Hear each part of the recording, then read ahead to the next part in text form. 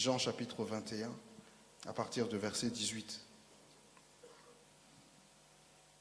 En vérité, je te le dis, quand tu étais plus jeune, tu te saignais toi-même et tu allais où tu voulais. Mais quand tu seras vieux, tu étendras tes mains et un autre te ceindra et te mènera où tu ne voudras pas. Il dit cela pour indiquer par quelle mort Pierre glorifierait Jésus. Amen. Luc chapitre 12, au verset 35. La Bible dit: que vos reins soient sains et vos lampes allumées. Quand tu as sur toi la ceinture, alors tu éclaires. C'est comme ça que tu sais si en toi il y a la ceinture ou pas, si tu portes la ceinture ou pas. C'est l'influence que tu as autour de toi. Comment est-ce que tu influences autour de toi? Les gens que tu influences autour de toi, que deviennent-ils? Comment est-ce que ces gens parlent? Comment est-ce que ces gens agissent ou réagissent? Comment est-ce que ces gens pensent ou fonctionnent? Grâce ou à cause de ton influence. Il dit, si tu as la ceinture sur toi, alors ta lampe est allumée. Mais si tu n'as pas la ceinture, ce que tu dis ou ce que tu dégages ou ce que tu fais n'éclaire pas. Mais ça emmène les gens dans les ténèbres. La vérité de Dieu. Il cherche des gens qui parlent en esprit et en vérité. Il cherche des gens qui travaillent pour lui en esprit et en vérité. Il cherche des gens qui le suivent en esprit et en vérité. Le Seigneur revient. Et si je dois donner un conseil à quelqu'un, si tu ne veux pas marcher en esprit et en vérité, vaut mieux t'attacher à un païen et vivre pleinement le paganisme. Comme ça, au dernier jour, tu arrives devant le Seigneur, tu dis, j'ai bien profité. Et il te dit, bah, tu peux aller en enfer. Et tu dis, merci, c'était mon choix. Parce que tu souffres pour rien. Si tu es chrétien et que tu ne veux pas marcher en esprit et en vérité, tu souffres pour rien. Tu perds ton temps dans la chrétienté. Tu perds ton temps parmi les enfants de Dieu. Tu perds ton temps. C'est pourquoi il dit rattraper les temps. Tu perds ton temps parmi les enfants de Dieu. Parce que là où tu aurais pu être en boîte de nuit, tu es ici. Là où tu pouvais prendre un bon verre de whisky, tu prends du jus. Si tu ne veux pas marcher en esprit et en vérité, fais tout le reste. Tu vis pleinement ta vie. Parce que tu perds du temps. Et moi, ça me fait mal. Et tu perds ton temps. Jérémie 13.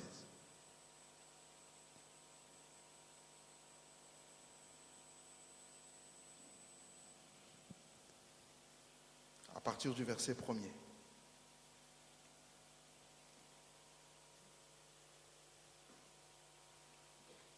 Ainsi m'a parlé l'Éternel. Va, achète-toi une ceinture de lin et mets-la sur tes reins. Mais ne la trempe pas dans l'eau. J'achèterai la ceinture selon la parole de l'Éternel. Et je la mis sur mes reins. La parole de l'Éternel me fut adressée une seconde fois en ces mots. Prends la ceinture que tu as achetée et qui est sur tes reins. Lève-toi, va vers l'Euphrate et là, cache-la dans la fente d'un rocher.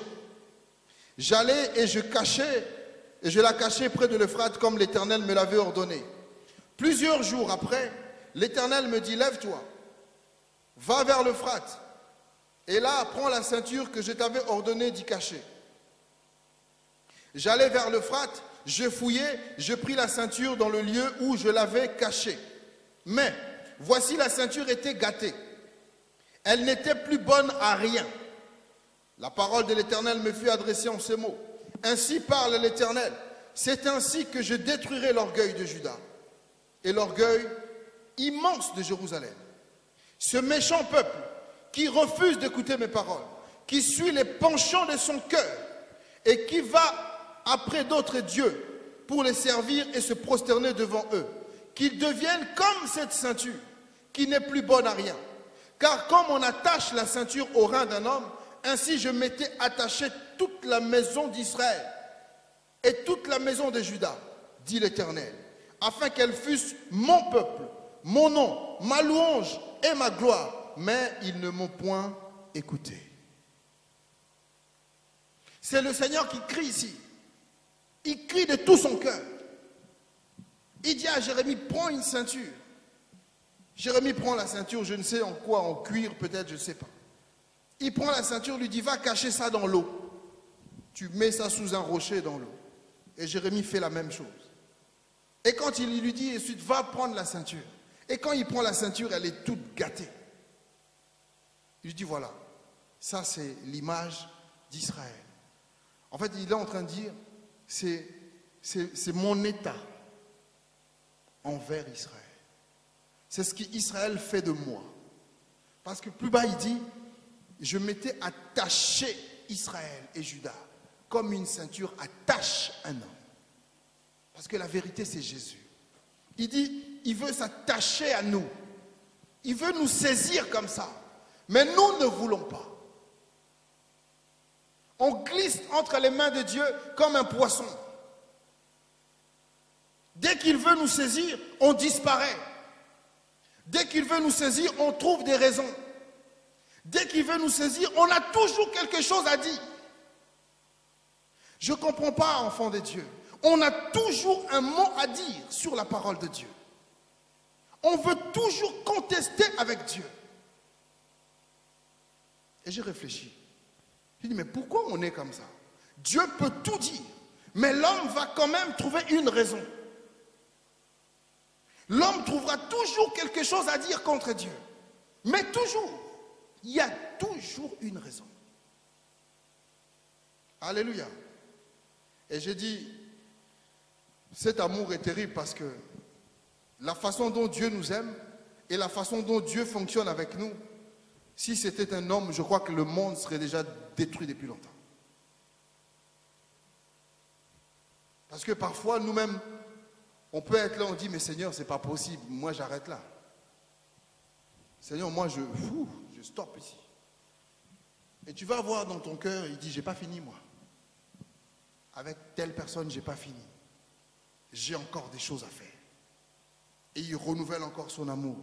Il renouvelle encore sa bonté. Mais si c'était un homme qui gérait cette terre, je vous assure, on serait détruit depuis longtemps. Depuis très très très longtemps. Alors je réfléchis, je dis, pourquoi est-ce que nous sommes comme ça? Et ce que j'ai trouvé, c'est un peu bizarre.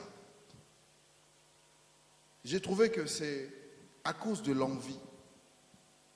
Mais c'est bizarre qu'à cause de l'envie, on puisse résister à Dieu. Mais pourtant, si. Ça a commencé dans le ciel. Satan regarde Dieu. Il le regarde, et il regarde, et il regarde, et il regarde.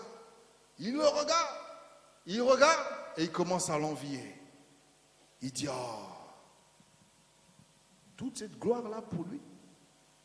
La Bible dit qu'il a été, vous savez, quand j'ai lu ça, j'ai dit Dieu. Donc, Dieu, avant de créer Satan, Dieu a créé les instruments. Il lui a préparé des instruments. Je ne sais même pas, un orchestre. Tout était là. Les pierres précieuses. On ne dit même pas que c'était pour Jésus. On dit que c'était pour Satan. Des pierres précieuses. Donc ce qu'il y a de bien sur cette terre-là, que les hommes courent après, l'or, l'argent, toutes ces choses. La Bible dit que ça a été créé pour Lucifer. Il marchait dessus. Il brillait comme ça. L'ange de lumière. Et il a regardé Dieu. Il dit, bon, malgré que tu aies créé tout ça, moi j'ai envie de Dieu. Envie. Envie, c'est le synonyme du désir. Il a désiré. Non pas ce que Dieu avait, ce que Dieu était. Il a voulu être Dieu. C'est dangereux. Alors, écoutez ce que j'ai trouvé comme définition. L'envie. L'envie désigne un ressentiment de désir un ressentiment de désir face au bonheur de quelqu'un. En fait, tu désires le bonheur de quelqu'un. Tu désires ce qu'est quelqu'un. Non seulement ce bonheur, mais tu désires aussi ses avantages. Non seulement ses avantages, mais directement sa place. Donc, tu désires tout ce qu'est la personne. C'est différent de la jalousie. La jalousie, c'est la révélation d'un manque. Quand vous voyez quelqu'un de jaloux, au lieu de dire « Ah, t'es jaloux !» Non. Il faut regarder l'objet de sa jalousie et dans l'objet de la jalousie, vous trouvez le manque dans la personne. C'est simple. Tu regardes, quelqu'un a une jolie voiture et puis tout d'un coup, l'autre dit il commence à insulter, critiquer la voiture. Et quand vous allez regarder l'autre là qui critique, mais en fait l'autre n'a pas la voiture. Donc la personne est jalouse parce que dans le cœur il y a un manque d'eux. Donc la jalousie n'est que la révélation d'un manque. Donc ne vous fâchez plus si quelqu'un est jaloux de vous. Vous ne fâchez pas. Non, il ne faut pas vous fâcher. Il faut plutôt chercher à combler. C'est ça que Dieu fait. Dieu regarde et puis il comble.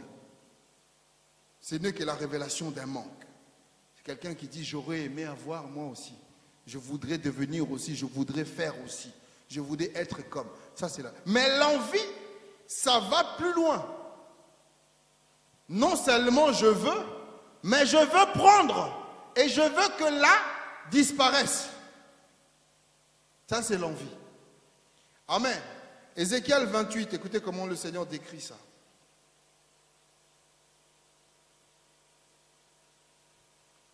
À partir du verset 2. Fils de l'homme, dis au prince de Tyr, ainsi parle le Seigneur, l'Éternel. À la maison, vous lirez Ézéchiel 28 en entier, comme ça vous comprendrez. Ainsi parle le Seigneur, l'Éternel. Ton cœur s'est élevé et tu as dit, je suis Dieu. Si vous saviez le nombre de fois que nous disons dans nos cœurs que nous sommes Dieu, mais ce n'est pas dit de cette façon-là. Je vais vous expliquer, on y arrive. Ah, Dieu, il est comme il est, moins 20. Combien de fois, toi et moi, dans nos cœurs, nous disons à Dieu, je suis Dieu? Sauf qu'on n'utilise pas les mêmes mots que Satan a dit. On n'utilise pas les mêmes mots. On ne formule pas ça de la même manière. Et tu dis, je suis Dieu. Je suis assis sur le siège de Dieu, au sein des mers. Toi, tu es homme et non Dieu. Et tu prends ta volonté pour la volonté de Dieu.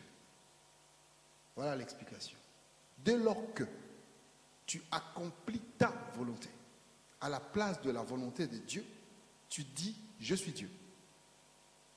Quel que soit ce que Dieu dit.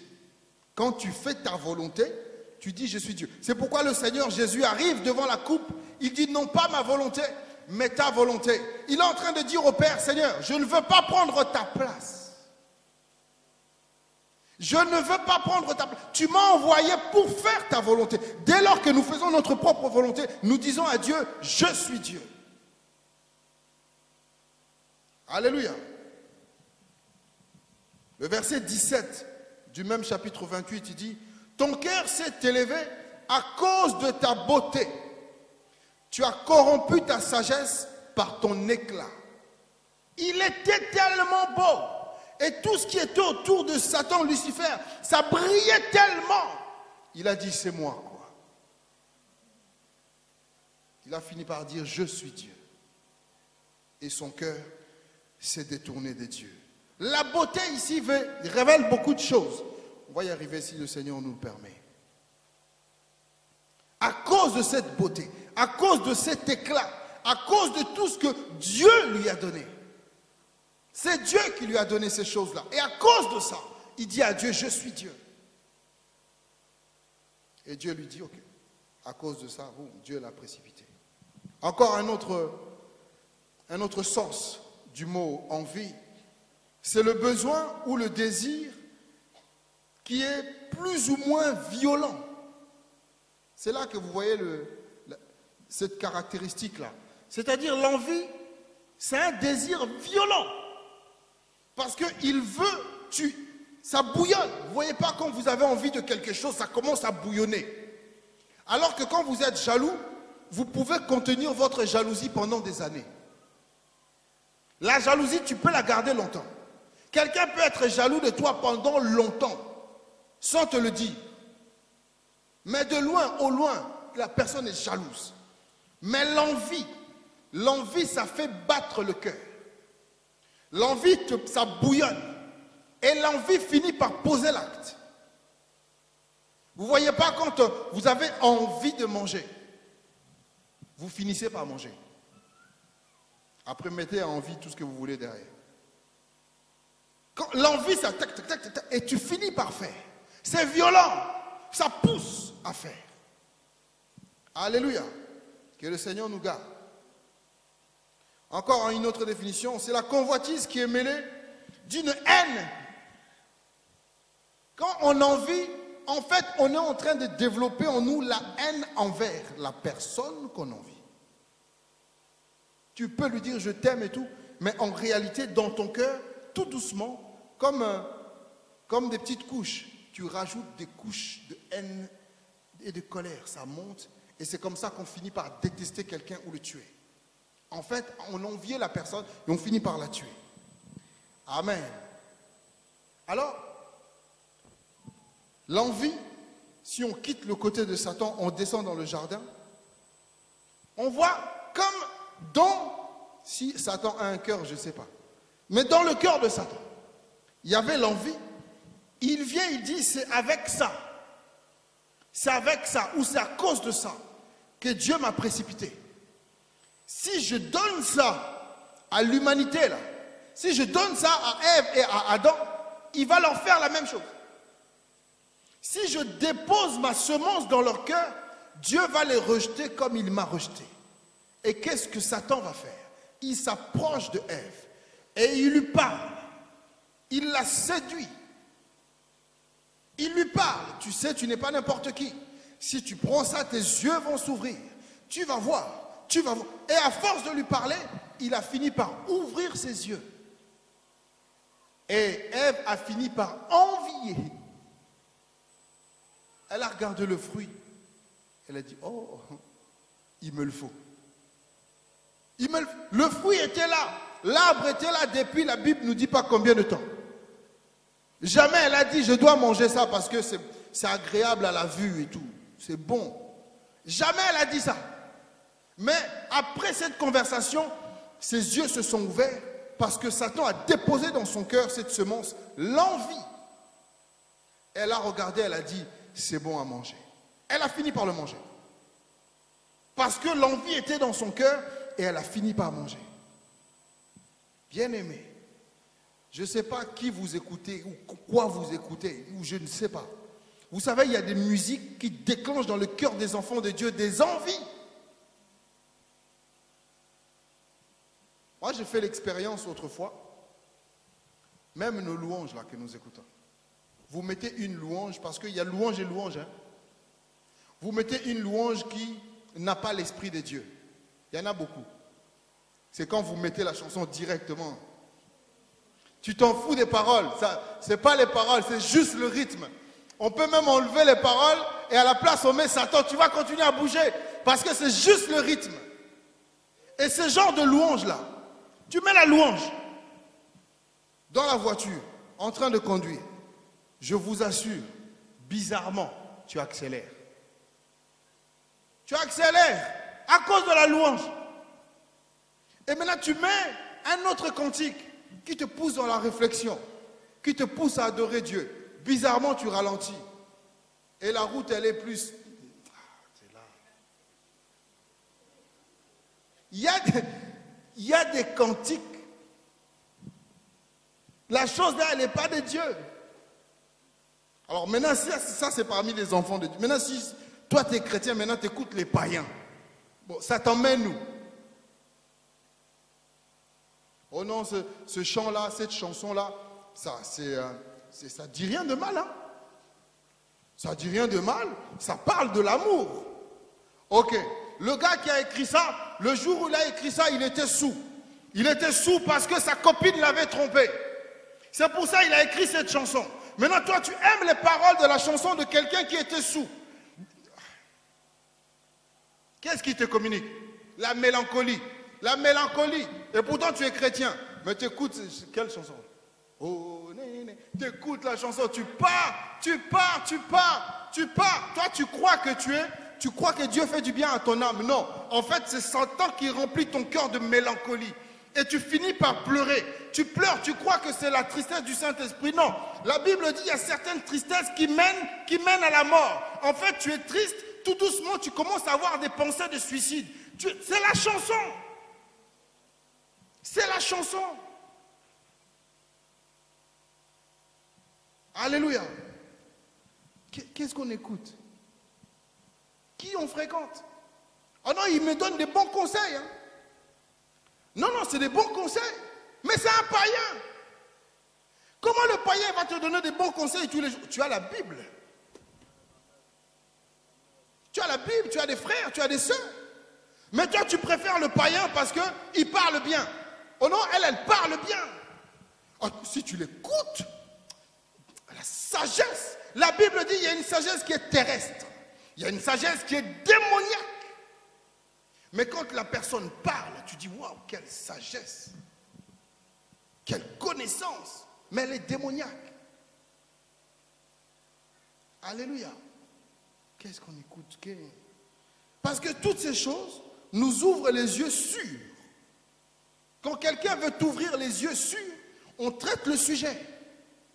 Là, moi, je veux vous ouvrir les yeux sur la main de Dieu qui veut vous saisir. Alors, je traite le sujet. De manière à ce que vos yeux s'ouvrent et que vous puissiez voir la main de Dieu qui veut vous saisir. À force d'écouter, de fréquenter, on finit par avoir envie d'eux. Mettez ce que vous voulez après le 2. On finit par avoir envie d'eux. Je donne souvent l'exemple des chips ici. Tu regardes une pub à la télé de chips. Il est 22 h, tu n'as pas forcément envie de manger des chips. Mais la télé te montre les chips une fois. Elle te montre les chips 2 fois. Soudain, tu te lèves.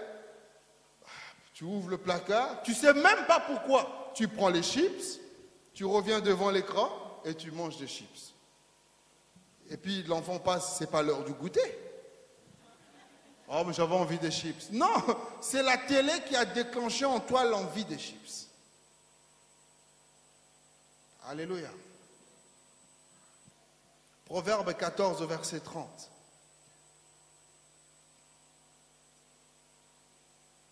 La Bible dit ceci. Un cœur calme est la vie du corps, mais l'envie est la carie des os. À la place d'envie, vous mettez mais ma propre volonté. Parce que l'envie, c'est notre propre volonté. C'est le désir le plus profond de notre cœur. Il dit un cœur calme, c'est la vie du corps. Mais l'envie, c'est une carie pour les os. Un certain M. Roussel a dit ceci, l'envie est la plus importante des causes du malheur moral. Vous avez des gens qui sont tout le temps malheureux, des gens qui sont tout le temps tristes, des gens qui ont toujours... En fait, il y a toujours un problème, il y a toujours quelque chose qui ne va pas. Et lorsqu'on va commencer à fouiller, on finit par trouver qu'il y a l'envie. C'est-à-dire, il y a la volonté de faire quelque chose pour soi-même, mais on ne le fait pas, on n'y arrive pas. Il y a la volonté d'atteindre un certain objectif, mais on ne l'atteint pas, parce que c'est notre propre volonté. On veut faire selon nous. On veut faire selon notre désir, selon notre pensée, selon notre connaissance. Alléluia. Ça, c'est l'envie. Et par envie, on voit que les hommes ont fait des dégâts. Par envie. Par envie, les frères de Joseph l'ont vendu. Par envie, Judas va trahir Jésus. Quand je regarde encore cette histoire, je dis, mais vraiment, c'était quoi son problème à ce Judas-là? C'était quoi son problème auprès de Jésus? Jésus y passait. Jésus, depuis le ciel, avait une liste de personnes. La Bible nous dit que Dieu a tellement aimé le monde. Il faut mettre le tellement là, on tire ça longtemps. Il a tellement aimé le monde qu'il a envoyé son fils. Et ce fils-là que Dieu a tellement aimé et que Dieu a décidé de sacrifier, vient sur terre avec sa liste. Vous vous imaginez, depuis l'éternité, il avait une liste. Et sur cette liste, il y avait Judas. Ah, pourquoi pas moi? Comme ça, mon histoire est finie depuis longtemps. Sur cette liste, il y avait Judas. Donc, Dieu a tellement aimé Judas. Dieu a tellement compté sur Judas. Dieu a tellement misé sur Judas. Dieu prenait tellement soin de Judas depuis son enfance jusqu'au jour où il allait rencontrer Jésus. Parce que Dieu voulait que Judas croise Jésus. Dieu voulait que Judas vive des choses extraordinaires avec Jésus. Dieu a tellement aimé Judas qu'il lui envoie Jésus sur sa route. Mais ce Judas finit par vendre Jésus. Ce Judas finit par tuer Jésus. Vous savez, lorsque vous vendez quelqu'un, même si vous ne le tuez pas vous-même, vous l'avez tué parce que c'est votre argent qui l'a tué. C'est le désir qui l'a tué. Dans Jérémie, il est écrit, tuons-le par nos paroles. Avec les mots, on peut tuer quelqu'un. On peut tuer quelqu'un. Les frères de Joseph sont rentrés. Ils ont dit à leur père, écoute papa, Joseph est mort. Donc, pour Jacob, avec les mots de ses fils, Joseph était mort. Ils l'ont tué. Donc, avec les mots que nous colportons de maison en maison, nous tuons des gens sur le parcours. Il y a des bien-aimés qui ne viennent plus parce que quelqu'un les a tués. Quelqu'un l'a croisé et lui a dit, tu sais, Jacob est mort. Ne vient plus à l'église. Et puis Jacob, et puis l'autre, il ne vient plus parce qu'il a croisé Jacob. Est-ce que vous comprenez? Avec les mots, on tue des gens. Oh, tu sais, Jésus, là, et puis tu abandonnes Christ. Avec les mots. Alléluia. Par envie, les hommes ont fait des dégâts. Amen. 1 Jean, chapitre 3, au verset 12. La Bible nous dit ceci. On nous parle de M. Caïn. Et ne ressemblez pas à Caïn, qui était du malin et qui tua son frère. Et pourquoi le tua-t-il? Parce que ses œuvres étaient mauvaises et que celles de son frère étaient justes.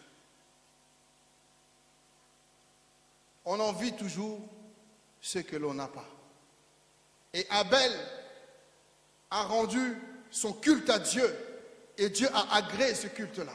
Et Caïn a regardé, Caïn a dit, pourquoi est-ce que Dieu l'agrée et pas moi? Caïn envie l'agrément de Dieu sur Abel.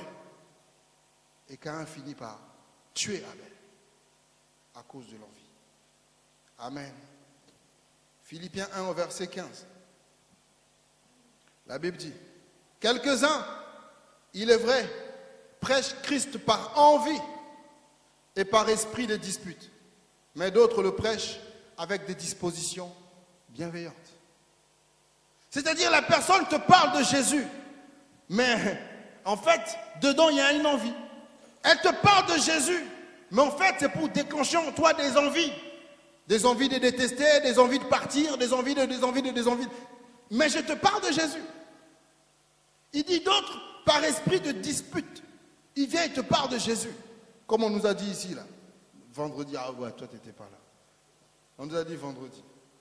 La personne te parle de Christ, mais son but à lui, ce n'est pas vraiment Jésus. Ce n'est pas Jésus. Que Dieu nous aide.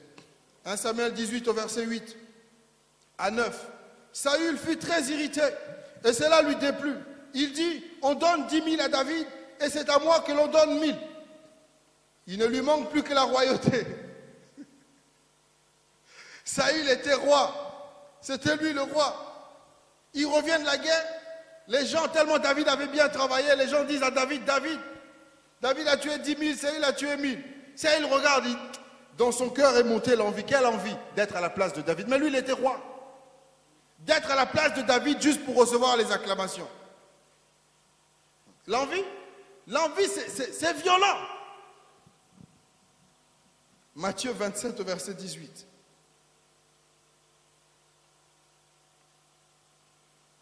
Et là, on découvre pourquoi est-ce que ces gens ont tué Jésus. Vous allez voir, c'est terrible.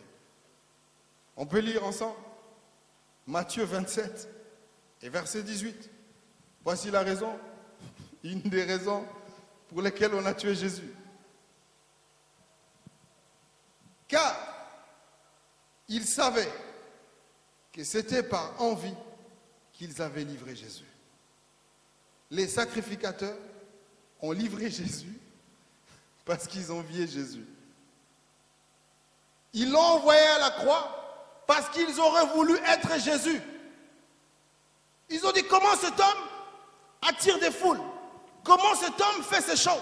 Nous, on a un temple, nous avons fait l'école, nous avons fait ceci, mais comment lui, il arrive à faire ça? On va le livrer, comme ça on va le tuer. En fait, ils enviaient Jésus. Voyez comment est-ce que c'est violent. Ils ont fini par faire leur propre désir. Jacques 3, verset 14, verset 16. Il dit, mais si vous avez dans votre cœur un zèle amer et un esprit de dispute, ne vous glorifiez pas et ne mentez pas contre la vérité. Pourquoi? Parce que ces choses, une fois qu'ils sont installées dans nos cœurs, on finit par tuer. Et la vie qu'on va mener, quel que soit le nom qu'on peut lui donner, ça ne glorifiera jamais, mais au grand jamais, Jésus-Christ de Nazareth.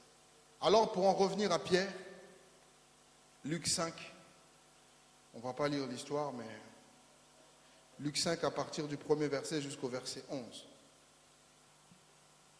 Alors le Seigneur, il avait commencé son histoire un peu de manière particulière avec Pierre. Il commence l'histoire par un grand miracle. Il croise Pierre, il dit, allez, emmène ton bateau un peu par là, jette ton filet là, et puis tu vas voir que ça va fonctionner. Et puis Pierre va lui dire, sur ta parole. Pierre lui dit, je ne fais pas ça de moi-même, parce que si ça ne marche pas, c'est toi. On aime bien prendre ce verset pour montrer comment est-ce que Pierre avait la foi. Non. Pierre a vu les autres autour de lui. Il a dit, c'est toi qui as dit. Il dit à Jésus, c'est toi qui as parlé. Je vais jeter mon filet. Non pas selon ma volonté. Non pas selon mon envie. Non pas, je désire même pas le faire parce que j'ai travaillé toute la nuit et je n'ai pas trouvé de poisson. Maintenant, il y a trop de gens qui nous regardent. Alors, sur ta parole, je jette mon filet. Comme ça, si ça ne marche pas, c'est ta parole. Alors, Pierre a jeté son filet. Et il y a eu plein de poissons qui sont sortis.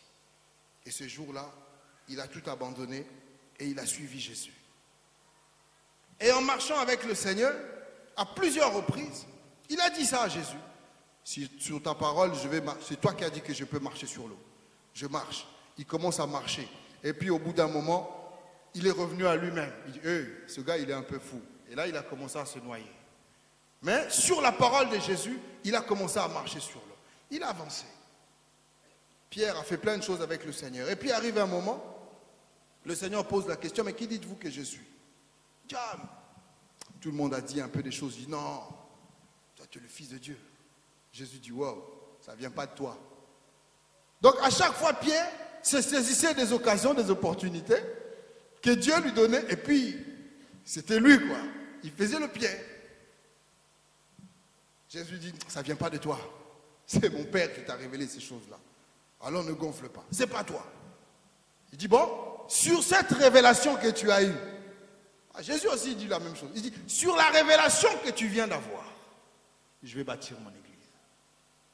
Non pas sur toi, Pierre.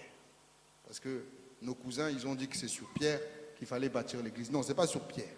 Parce que si c'était sur Pierre, on ne serait pas là. Mais sur la révélation que Pierre avait reçue, Jésus a dit, je veux fonder mon église. Je veux bâtir mon église. Pierre, il dit, ok.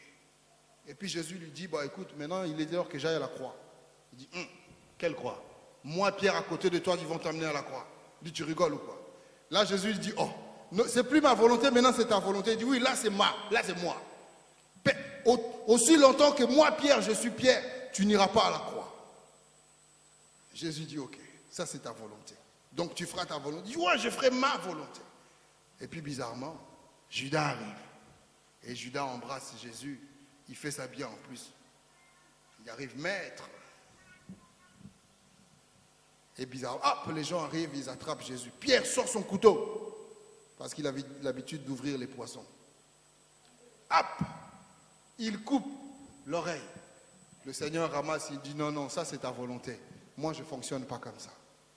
Si tu es chrétien, tu fonctionnes comme ça, il faut arrêter. Oh non, moi je défends Jésus. Oh non, moi je défends l'église. Moi je défends le pasteur. Je demandais à personne de tuer quelqu'un. Et il coupe Jésus remet, il dit, ça c'est ta propre volonté. Moi je ne fonctionne pas comme ça. Il a remis l'oreille. Pierre a dit, ah, le gars il s'est laissé attraper. Il a fait ça doucement. Et là, il a fait tweet, il est parti. Et puis il arrive, il croise des gens. Les gens l'écoutent parler. Ils disent, ce gars, il a les mêmes mots que Jésus. Il utilise la même façon. Toi, tu n'étais pas avec eux, dis-moi. Moi, Pierre, avec le Jésus. Mais tu rigoles ou quoi? Il est parti. Il croise encore une autre personne. Il dit, mais ta façon de parler là, on dirait Jésus. Il dit, non, non, je ne le connais pas. Il a nié Jésus 3 fois. Le coq a chanté, il s'est rappelé, il a dit, wow, même ma propre volonté, je n'arrive pas à la faire. Vous savez, on peut désirer des choses. On peut vouloir faire des choses. Mais il arrive à un moment donné, Dieu nous met une barrière, juste pour nous montrer notre limite. Il dit, arrête-toi ici. Même ta propre volonté, maintenant tu n'arrives plus à le faire. Vous avez des gens qui ont envie de respirer, mais ils n'arrivent plus. On est obligé de leur mettre des bonbonnes. Vous avez des gens qui ont le désir de marcher. Il a la volonté de marcher, mais il n'arrive plus parce que les jambes ne fonctionnent plus. Il y a des gens qui ont envie de manger, mais ils n'ont plus le goût. Il y en a qui veulent écouter la parole de Dieu, mais les oreilles sont bouchées, ne fonctionnent plus. Il y a la volonté, il y a le désir d'eux, mais ils n'y arrivent plus, parce que Dieu a dit stop. Et là, Pierre, qui avait le désir et l'envie d'eux, Dieu lui a dit stop. Et là, il a vu qu'il était petit. Il a vu qu'il n'était rien.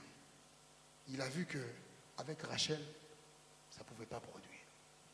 Mais avec Léa, ça pouvait aller loin. Alléluia. Rachel est morte en chemin. On lui a fait son tombeau à elle. On l'a laissée là. Mais Léa, quand elle est morte, elle a été enterrée à côté de Rebecca. Elle a été enterrée à côté de Sarah. L'envie est restée en chemin, mais la volonté parfaite de Dieu, ça va jusqu'au bout.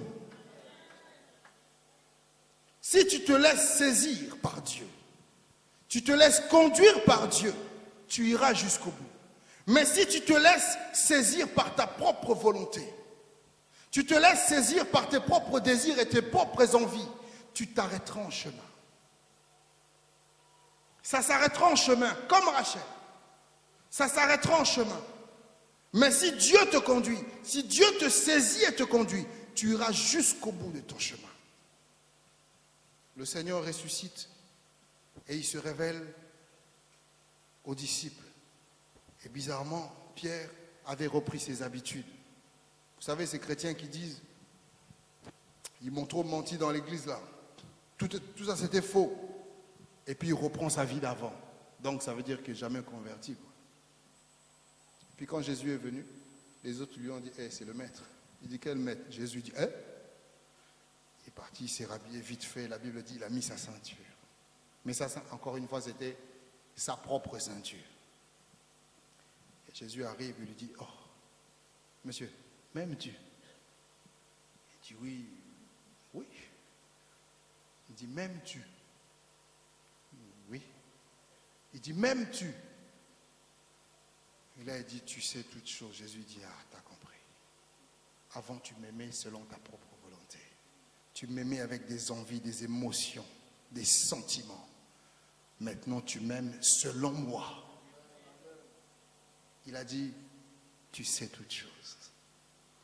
Tu sais toutes choses. Et Jésus lui dit maintenant, avant, tu faisais ce que tu voulais. Avant, tu allais où tu voulais. Mais à partir de maintenant, c'est le Saint-Esprit qui va te saisir, qui va t'habiller, qui va te conduire là où toi, tu ne veux pas aller. De manière à ce que tu ne fasses pas ta propre volonté, mais que tu fasses ma volonté. Amen. Levons-nous, nous allons prier le Seigneur.